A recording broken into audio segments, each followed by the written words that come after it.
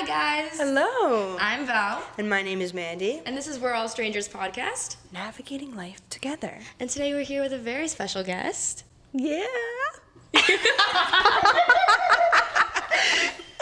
Your name! Shit, I thought you were going to ask my name. With a very special guest. Monica White. Yes, okay, but we're going to redo that. Should I start from the beginning? We can start from the beginning, but I might just include this somewhere. It's pretty funny. I don't mind. Maybe I'll put this in our, I don't know, we'll include it somewhere. All right, want to try again? And we're here with a very special guest. Monica White, a.k.a. Mandy's mom. And what are we doing today? Today we are navigating young parenting together. Woohoo! We practiced that, guys. We We're did. very She was really proud. nervous, guys. This is my mom. She's our very special guest who's doing our podcast episode today. So give her some love and be kind. Yes. And we also have a little audience here today, so we're kind of a little nervous. Our gaze may look the other way, but Yeah. come here, audience member. Come say a little wave. Yes. She will be on a podcast soon, so That's stay Chelsea. tuned. Stay Yes, tuned. Chelsea is watching us from afar, and our roommate Bella, but she's doing some homework right now. So, yeah. All right, so Monica, I never called you Monica. That's Oh so my weird. God, that sounds so weird. Miss White. I don't know. Could you tell us a little bit about yourself? How many kids do you have? Okay. And your age, if you don't mind. I was born and raised in Brazil. I came to America when I was 15, met my husband in high school sweethearts. And I have 4 kids, and I am 42. Wow. Wow. Wow. And she got ID'd today at Disney World because they didn't think that she was that old, or my mother. So, Yeah, Beautiful. good skin runs in the family, I guess, right? sure does. All right, so what we do here on our episodes is we do icebreaker questions. So there's a little tin right next to you. Pick as you wish. Okay, here we Pick go. blindly. Gonna go with pink because it's my favorite Yeah, color. so the other side, the purple. Do I read it? Yes. Okay. Read it out loud, and then we're going to answer. What's your favorite tradition? Oh, that's a good one. That's actually a really good one. Thanksgiving and Christmas All coming the holidays up. are coming up, yes. We have so many. Let's see. For the holidays, we're big board game people, family. So for Thanksgiving, my brother and his wife come over. Mandy's coming home from college. My sister-in-law is coming. My sister comes. We do a huge board game after Thanksgiving meal. Do you guys do is there prizes? Is it competitive or is it just fun and We're games? pretty competitive, but at one point we had a little trophy going we used around. to have a trophy. I might bring it back this year. So who's the all-time best in the family? It really, honestly, it depends on the game. When we talk about we do board games, we are doing 4 different board games. Some with my siblings who are younger, so we have to do kind of those silly fun games, and then it gets kind of later in the night. And now that That's real. I've made it to the adult side of the table, we play some intense games that take over an hour to play because they're very strategic and everything, and those get intense. It's gotten heated before in the family. It's caused lots of different things, but we have so much fun doing it. So I went recently to Yes. Mandy. Val got to experience it for the first time. I was in the white family traditions of board games, and me and Damien went, and it was so much fun. We played board games every night and multiple games. I thought I knew you guys liked your game nights, and I'm a big card game, board games. I'm all about it, but you guys are on another level. Another level. But I love it. You guys introduced me to so many different games, and it's just so homey and cozy. So I love it. that was the one criteria for whoever my husband is in the future, is they have to like board games, and if not, they're gonna learn how to like board games. Literally, Because first question is, does he play board games? yeah. that's the first First criteria right question. there. Because- and then we ask the other questions. Because that's what you do when you're bored, when it's hurricanes, when any sort of thing, you can just pull out a board game and you just have a good time. And you also learn a lot about people through board games. You learn their You do, mannerisms, you learn how they are when they get angry. I think we realized that I work together with other people. Yes. Team. I think my mom and I got to see Val get really weird and wonky with board games. I love it. I do a little When it dancing. reaches a certain point of okay, it's reached over an hour of just strictly thinking and like you get a little weird. It gets a little funky, and I got to see that side of Val, so it was super. It comes off so naturally. Super fun. You guys start looking at me like I'm weird. And I'm like, I'm we get weird. It's completely fine. I do it too, and it was nice to see I'm not the only one. What's your favorite tradition, Val? So I will say my mom has a lot of superstitions and stuff when it comes to like New Year's. Oh. So New Year's Eve is always really fun, and in middle school I used to have a lot of my friends come over, and I shared my traditions with them, whether that's running around the neighborhood with the luggage, whether that's downing 12 grapes, whether that is... Heard about that. I've done the grapes before. The grapes. Javier, Daddy's best friend, is Cuban. Oh, yes. So that's always a must. Yes. There's always like wearing red for love, green for money, for all these stuff. And then there was multiple times like we added into one of our owns was we had a fire pit, and we like write down like 10 things that we would like to leave in the past. We would like to live in the past year, and then we go around, read one thing, and then we all throw it in the fire and we make s'mores, because it's kind of like you're throwing it, you're putting it in, you're leaving it in the past year, but then you end it off with a good note. Yes, you know, eating the s'mores, you eat That's cute. So I always love that we always do a nice reminiscing of the past years, and so I think it's fun. Like it gives you so much to do before we're waiting for the countdown to go. I love that one. That's cute. Nice. And you, I know you guys have similar traditions. I know. She chose a good one. I would say, so. In case you guys didn't catch, my mom is Brazilian, so every time we have a birthday, we always sing happy birthday in English and then happy birthday in Portuguese. And ever since I was little, like that was the best part of singing happy birthday, is like we'd sing happy birthday, blow the cake, and then we're like, okay, Portuguese now. And it's always like more into it. Everybody gets into it. And then as I grew up, that just became ingrained in my head. So I knew like all the words. Now, and now my little siblings have like Portuguese now. Portuguese now. My little siblings have caught on. Do you know how to speak Portuguese for at least the song? I think maybe just the song, because that's the most fluent. That's the most fluent Portuguese I know is through the song. But yeah, that has to be one of mine. And then also we usually do like Brazilian pastries for our birthdays. So I've done that for years. Yeah. So that's probably mine. Cool. I'm gonna do a little disclaimer. I am getting a cough, and I'm feeling it like if I cough to the side a little bit. Do you want to take a? We can cut this out, and you can cough. Now it went away. Okay. But I just wanted to got nervous. I want to put a disclaimer out there. Okay, so we're gonna start off with the questions. Okay. And we're gonna start off with question number 1, and it is: growing up, we all subconsciously have an ideal future set in mind. We have an order in the way we want things to occur. You know, sometimes you say, I want to get married at this age. I want to be having kids at this age. And we all kind of set that, you know? What was yours, and how accurately did that align with how your life went? Okay, so growing up, I think as a kid, I've always wanted to be a teacher. It just came natural to me, and that kind of stuck around. And then when I dated my husband in high school, I was only 17, so I did not have a plan at that point. It was kind of just day by day. I love it. And it wasn't until probably us dating 3 years. So at that point I was 20. At that point I said, I can see us getting married. I want to teach for a while and then have kids, maybe my late 20s. Did that happen? So I want to say, I still got everything I wanted and even more than I ever dreamed, but not in the same order. My husband and I joke all the time.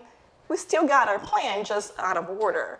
I got pregnant at 21. I was a junior in college, education major to be a teacher. By the time I had Mandy, I was 22. So I tried to go back to school when I had her. It was too difficult for me emotionally, mentally, leaving her. And I wanted to breastfeed. I didn't know what to do. So I said, let me take some time off school. And that danger is a semester turns into 2 semesters, which turned out into a year. And once I went back to school, because I got married, my financial aid I couldn't do it anymore. Oh. Yeah, so because I came when I was 15, we didn't know the system well, so I wasn't able to get any scholarships because we didn't know, right? My mom didn't know, I didn't know what to do, so I ended up I was able to get financial aid. That's how I went to school. So then when I got married, that went away, and I was like, I don't know what to do now, and I was so close. So I ended up taking a 2-year break when I had Mandy. And then thank God my work came out with this program that as long as you're getting a early childhood degree, you'll be fully paid. So I said, that's my chance. I'm gonna go back, I'm gonna graduate, and it was hard.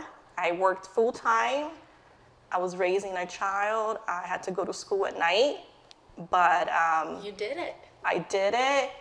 And I kept telling myself, half days I cried, I can't do it, I'm so tired. I had to stay up late studying, then wake up the next day, get her ready, go to work.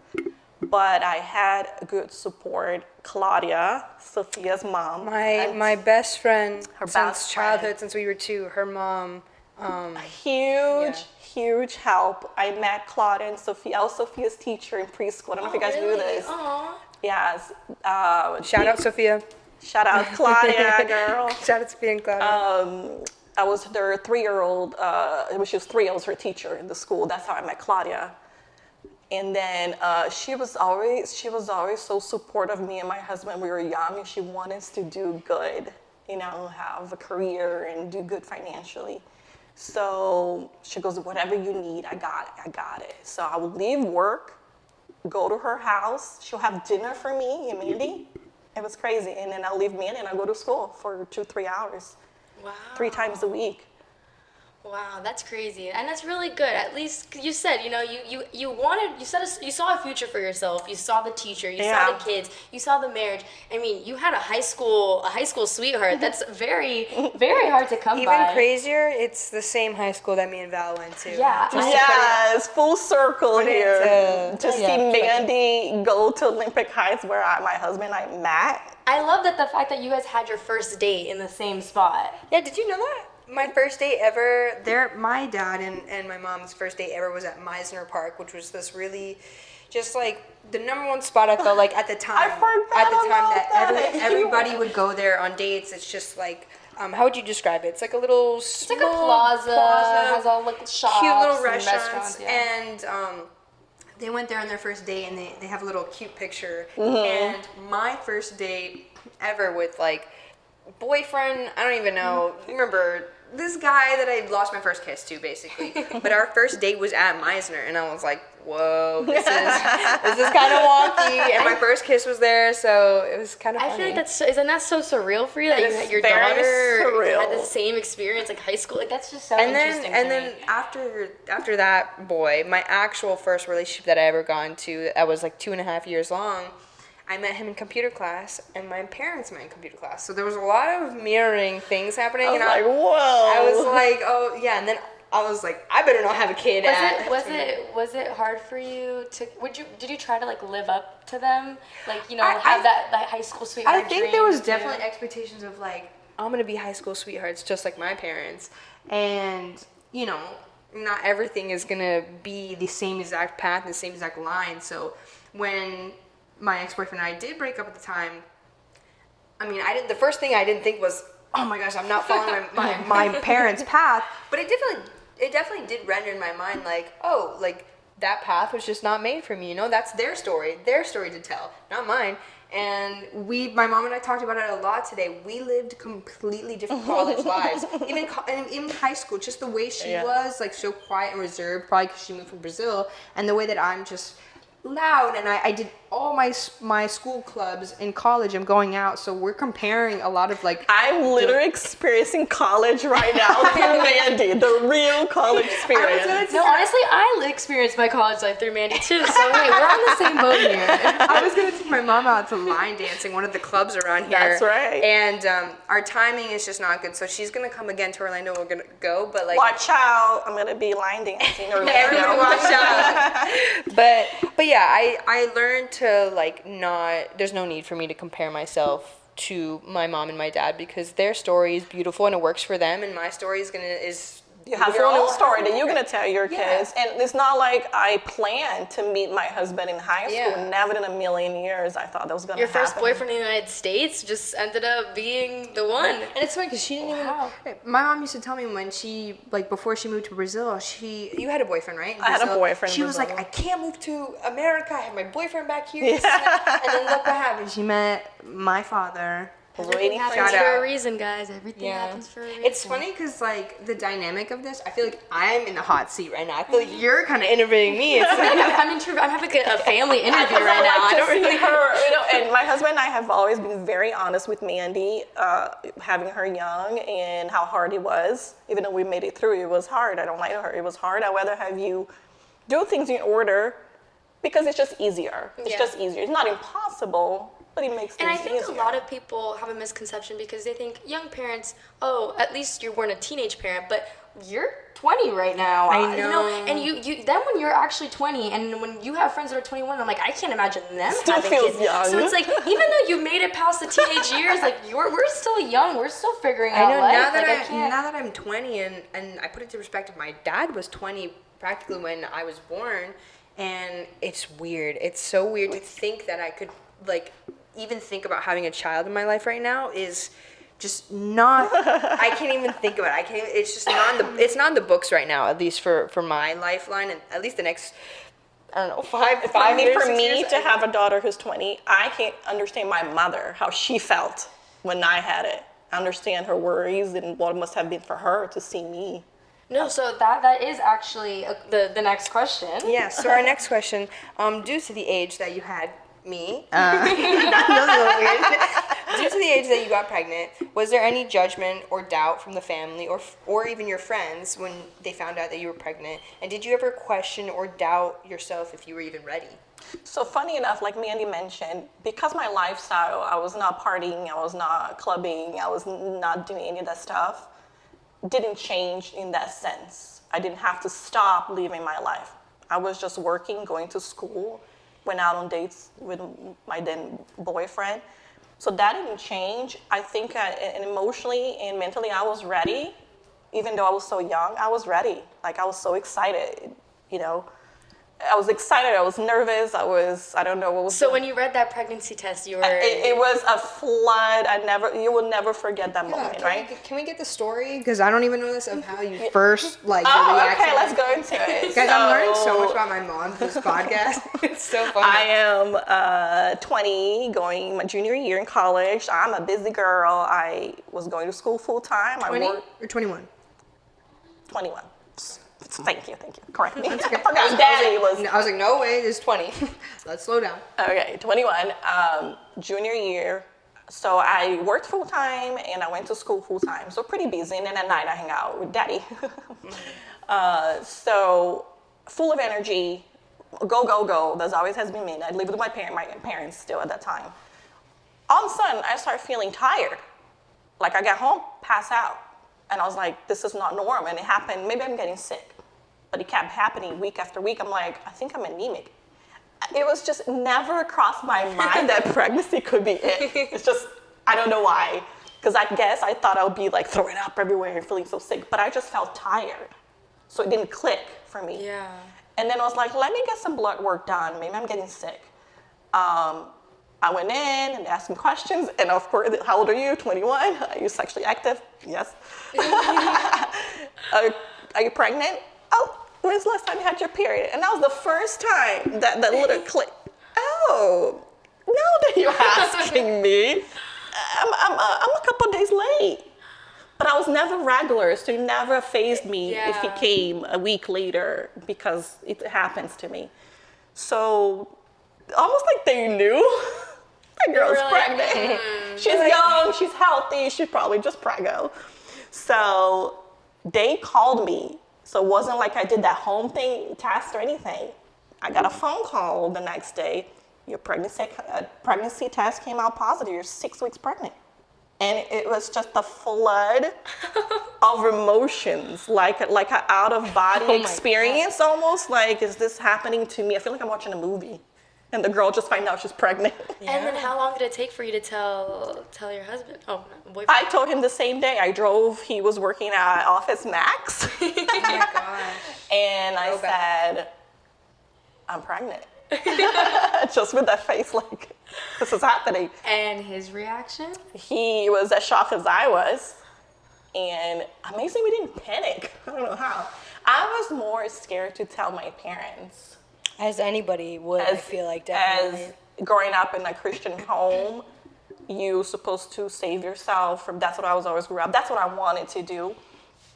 And there's a lot of emotions. And my parents had just got divorced. So I wanted everything to get out of the way, just to get that weight off. Told John, told my husband, my boyfriend at the time, and not let me tell my parents. So I called my mom, called my dad, and said, I need to sit down with you guys. I need to talk to you. And these are things that now we talked about now that I'm married and have 4 kids, that it's like, remember how I called you? And I said, Mom, what did you think when I called? And I said, I'm calling you and Dad, because I had to let them know. I need to talk both of them at the same time. She goes, well, you sounded pretty serious, and you wanted to talk to me and your father, so we were expecting you to be in debt, pregnant. I can't remember the third one, or that you and John. If you came with John, then you guys maybe want to get married. Because at that point, we would have dated for almost 4 years, 3.5 years. So I came by myself, so they're like, possibly pregnant, or she's in debt, she needs money. Oh, so it's funny to see what they were thinking too. So I started talking, Mom, John and I have been together for 3 years and we try to be responsible. Oh, and then I start crying, and at that point my mom held my hand and she kind of, I don't know, it was a mom thing, she knew.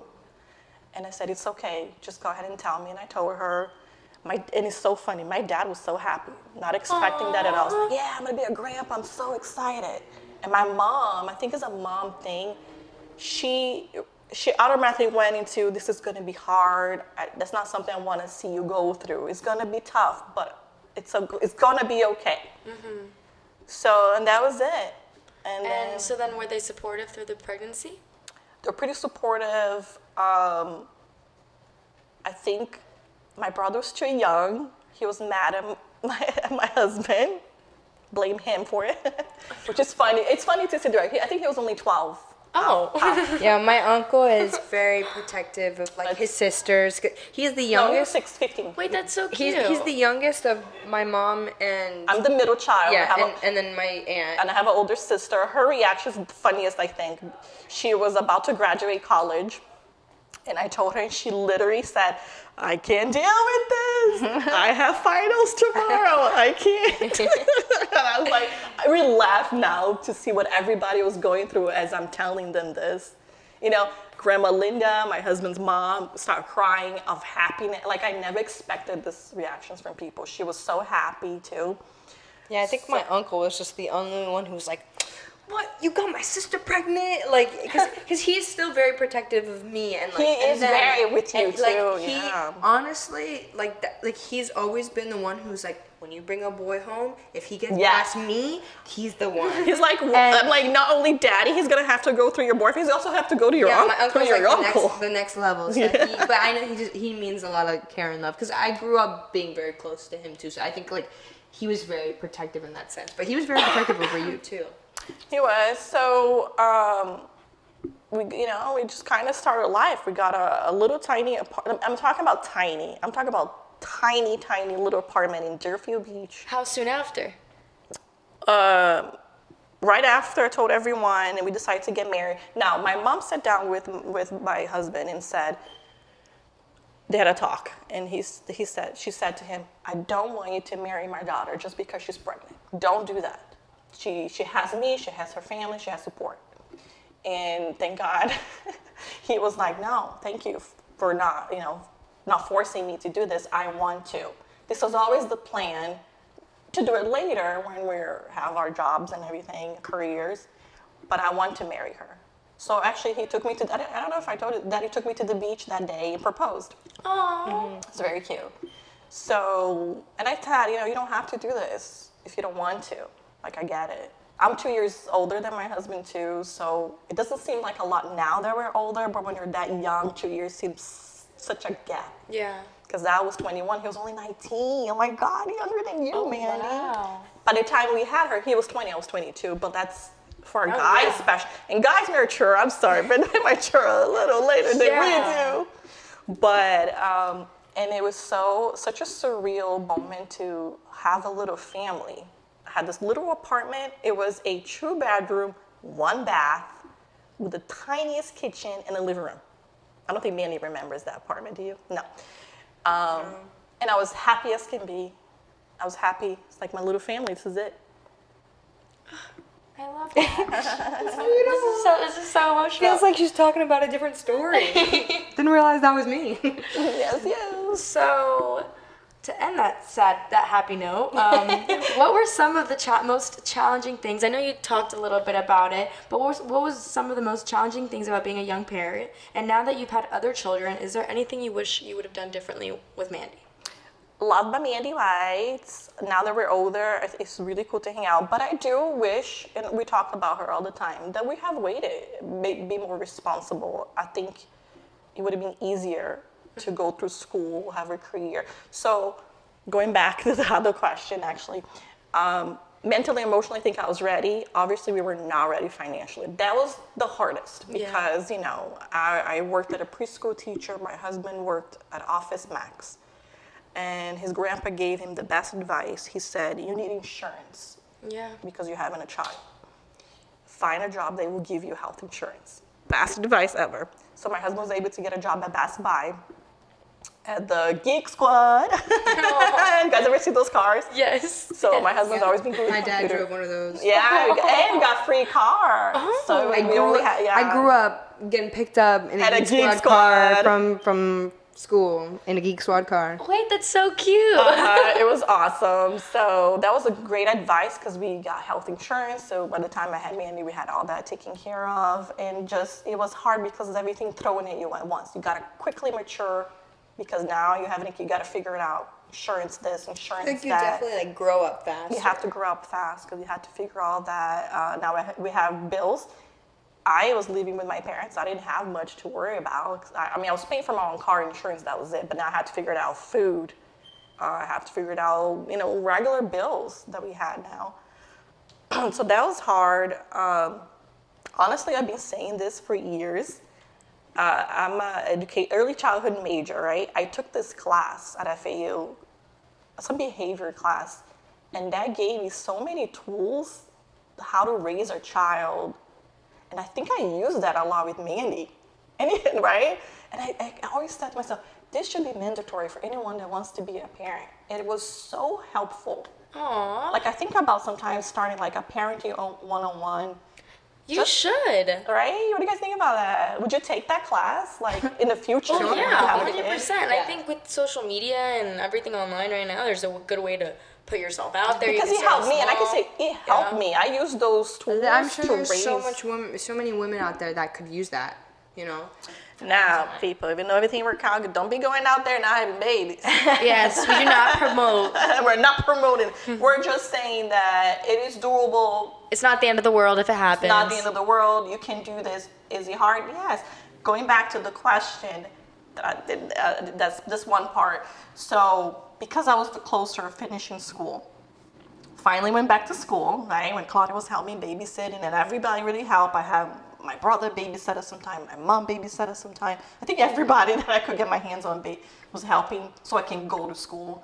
It took me an extra year because I started slow, because I was working, had a child, so I was like, let me see how I feel with 2 classes, and then every semester about 3 classes, and then finally I cut back my hours and kind of really focus more. I'm going to graduate, went full time.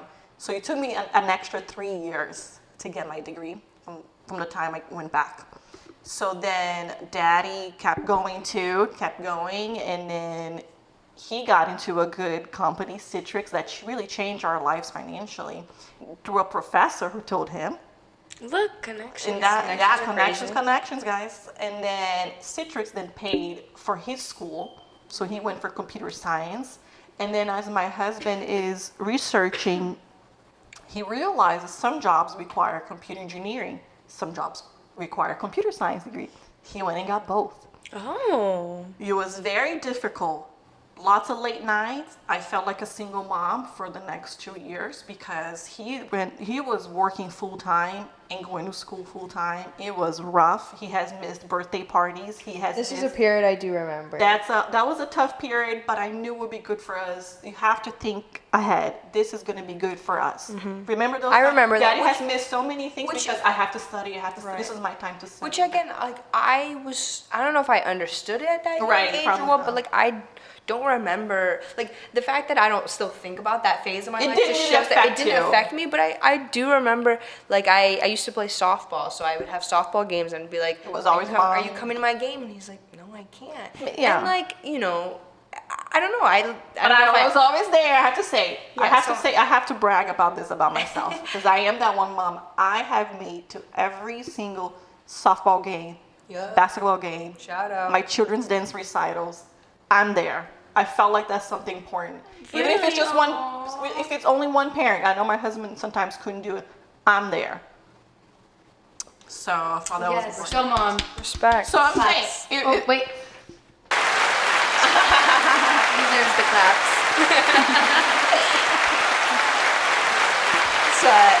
It's a little long. Just wait for it to die down. I think you just have to. Oh. I was wondering why that was so long. Sorry, guys. Anyways. Sorry, Spotify listeners. Yeah. Anyways. Oh. Yeah. So it was hard, but it's doable. That was. You didn't want to ask your nature versus nurture question? Oh. No, I thought she was gonna get into it. Yeah, so we were talking, because Mandy turned out so amazing that it's like, should I take all the credit, guys? Or nurture versus nature? Is it just her nature to be the way she is? Did I have how much influence do I have? What do you think? I think it's 50-50. I do think it's 50-50 because, you know, I think every baby comes out in this world. I think they come with a clean slate. Okay. But I do think that the environment you're in and the people you're around, it doesn't even have to be the way your parents raise you, but it's the school that they put you in, the preschool, The friends that you associate yourself with. like it all will create who you end up to be. I just feel, you know, I don't know. I feel like it is a little bit more. Really? Is it what is it? Nature or what was it? Nature is like that's Your just how nature, you are, how and you were nurture is born. how I was raised. Yeah. So how do you? Because what do you think? I do think that, you know, if, you know, kids are not disciplined or if they're not, you know, in some sort of way told what's right or what's wrong, and you don't kind of do something against that behavior, they grow up thinking that it's okay. And then, I see that. Every child needs rules. They need shaping. I'm gonna go on the opposite end of you, and I think it's because you were saying nurture, right? So I would say nature. I agree 50-50 with you guys. A kid is going to come out the way that they were raised, but also they have their own personality. You know, yourself is not strictly based on how you're raised. And the reason why I think it's a little bit more nature is because, you know, let's say we had two different families, you know, with two kids, and they disciplined the kid the same way. I can literally give an example. That kid can, those two kids can end up completely different because one kid could react to discipline a whole nother way, the opposite way that this kid could, and it's not the way that they were raised. I truly believe that's just like how they personally take it. One is more sensitive, one is more hardcore. You know, I feel like you and I grew up pretty similar discipline, which I think also the nurture comes in that, and the parent learns to know the different mannerisms of the child and know to discipline them in a different way and whatever. So yes, I think that's why the 50-50 comes into play. It really is 50. I think it's 50 because having 4 kids, I can literally vouch for that because I can tell you right now, Mandy can know things that worked for Mandy and my son does not work for Mila. Right, my little sister. It does not work for Mila because of her nature. It's her nature. She has a strong personality. She was born, I didn't make her that way. She's born with a strong person. Sometimes I'm like, what in the world? That's a good example. My youngest sister, Mila, I feel like I need to insert like some crazy video of her right here.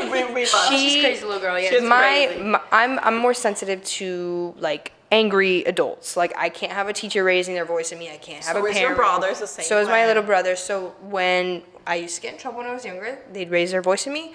I cry, go to my room. Yes. You got it. Yes, I was wrong. My little sister Mila, who's how old now? 5? She's 5 5. years old. She's been doing this, I think, since she's 3.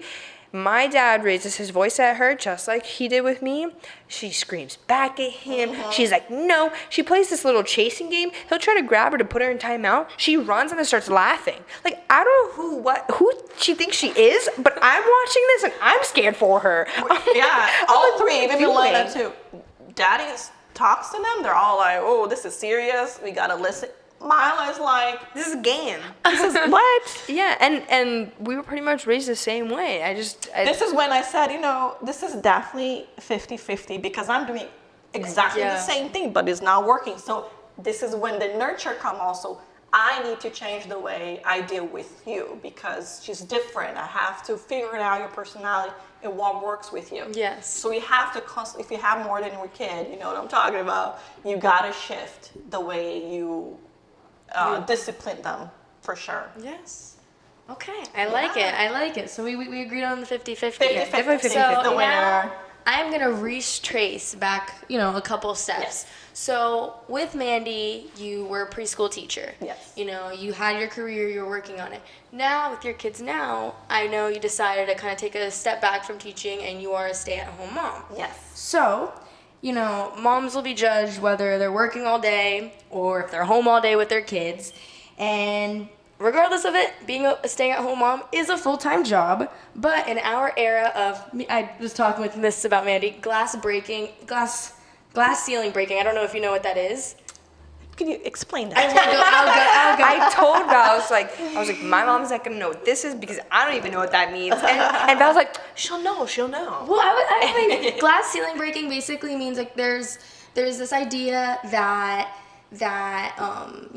women aren't at the top, like CEOs, women aren't like head of things. And so right now everyone's trying to break that glass ceiling that women, can be on top, women can be high in these big company fields or whatever. I'm so sorry if I'm explaining this terribly wrong. When I was explaining it to Mandy, I looked it up on Google. But I heard it in my class before.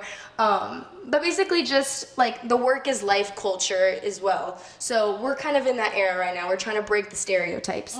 So stay-at-home moms now often don't get as much credit as they once did and are often sometimes frowned upon. How does that affect you and what is your response to them?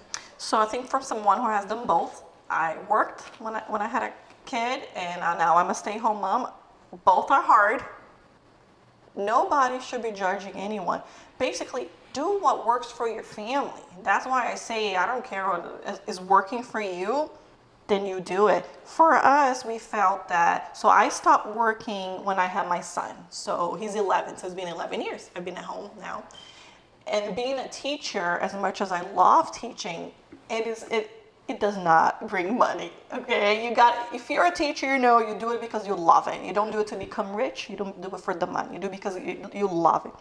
So it felt for us financially also that it would be better for me to stay at home than go to work and then pay for daycare. It just seemed counterproductive, And I was working since 17, so it was nice to have that break too.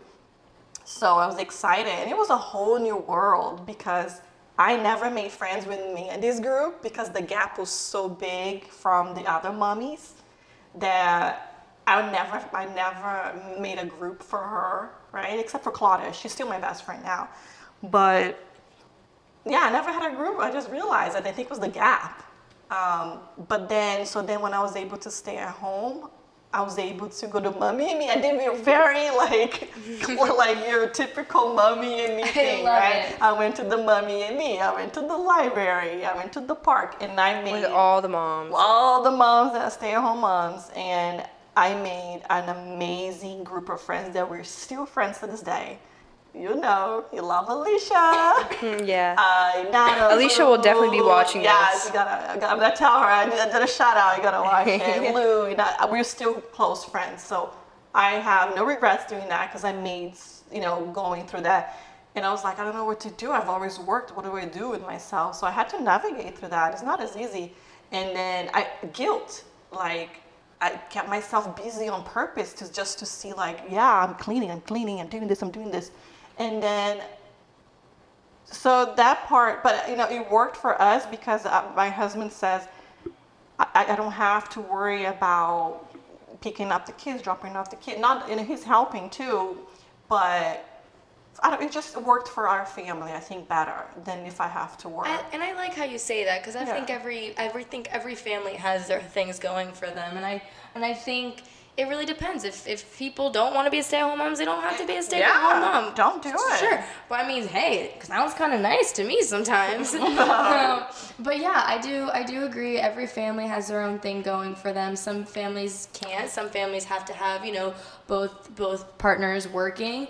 I personally, that's why my career is such a big difficulty for me, because I do want to go to the med school field, and that will draw me away so much from my family, depending on the time I have kids, at least for a while. And I know a lot of them, they make enough money that they can have nannies, but do I want that? Right. Your own personal beliefs, your own personal values, your own, that's what kind of dictates everything. So, yeah. Yeah, I mean, Val and I have had so many conversations about this too. Just our future, both our careers that we want are very, they're very, just always on the top, like always busy, never really home. You might be traveling. It's not really a setup for a stay-at-home mom type of job, So I think I always not struggle, but I definitely think about that kind of back and forth. But you know what? You figure it out. Figure it out. Because a part of me is like, I would love to just be there as much as possible for my kids and, have them be raised in a good environment. And I wouldn't want a nanny because I just feel like I'm not surrounded in their life. But then another part of me is like, I want to just like be in my career. I want to just be full focus. You just have to find that good medium. Yeah, and I think the time will definitely come for us. I'm not stressing about it. And this is so typical for women. We get judged and we feel guilty no matter what we do. If we want to fulfill our dreams and have a career and work, we feel guilty because we're leaving the family behind. But if I'm with the kid all the time, I feel guilty because I'm not financially helping. I'm not helping financially. So you just have to, at this point, like, you do you, boo. Yeah. Do what makes you happy. Being with my children, listen, is not for everyone. I have friends who have stopped working and then it was too much for them. 24/7 is not for everyone, and that does not make you a bad mom at all. Yes, Not everyone can be with the kid 24/7 and enjoys playing dollhouse and enjoys playing board games. That's not for everyone, and I get that. I naturally enjoy that. It's easy for me because I like it. And it was literally the career choice you also chose. And like you chose to want to be. And I think that's why I like it. It goes with my major. I was a stay-at-home mom for about 10 days. 10 days. Thank you, Mandy. Love you. my parents went to Europe for 10 days. Ironically, same time that Val was there. They didn't run into each other. Mandy didn't tell me. I know. This is why we have to have phone numbers. Phone number exchange. Like, come on. And so, did I just create two new besties here? But besties. I don't know. What are you talking about? We are besties. All right, everybody, let me tell my story. Sorry. So my parents went to Europe, and so I visited North Carolina, because that's where they live right now, to visit them, but also watch my siblings while they can enjoy their little trip. And I felt like a single mom, working 9 to 5. I basically had to wait, and I'm not a morning person. I feel like we all know that I'm not a morning person. So I had to wake up, I think at 6:30 in the morning, to wake up all my siblings, make them breakfast, prepare their lunches for the next day, or prepare their lunches for school. And then I got dressed in my gym outfit because I was like, you know what, I'm already up, might as well go to the gym. Dropped them off school, went to the gym, came back home, prepared what I was going to make for dinner, cleaned the house because I didn't want it to be a mess. And that was for 10 days. And my grandma was there, my aunt was there to help me, but for the majority of it, I was like, wow. No, a stay-at-home mom is no joke. It really is a job. And I told my mom, I was like, I need to give you so much more credit because it's a lot, and my siblings are not the easiest group of kids. First 2 days is not Mila, not that girl. But and my dog, I also have a dog, so it was a lot. But I thought it was such a great learning lesson, and it really made me Thank you. made me appreciate Yeah. Wow. Well, I loved it, and I think that's a great way to end the episode. Yes. And we loved having you here. Thanks for having me. If you guys want her back, just like it up, like this video up, put a comment. Chelsea, how did you feel about it?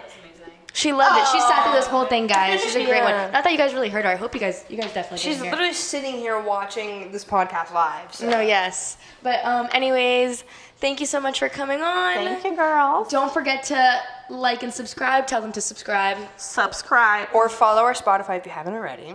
Yes. Hit that thumbs up. And this is We're All Strangers podcast. Navigating life together. Bye, everybody.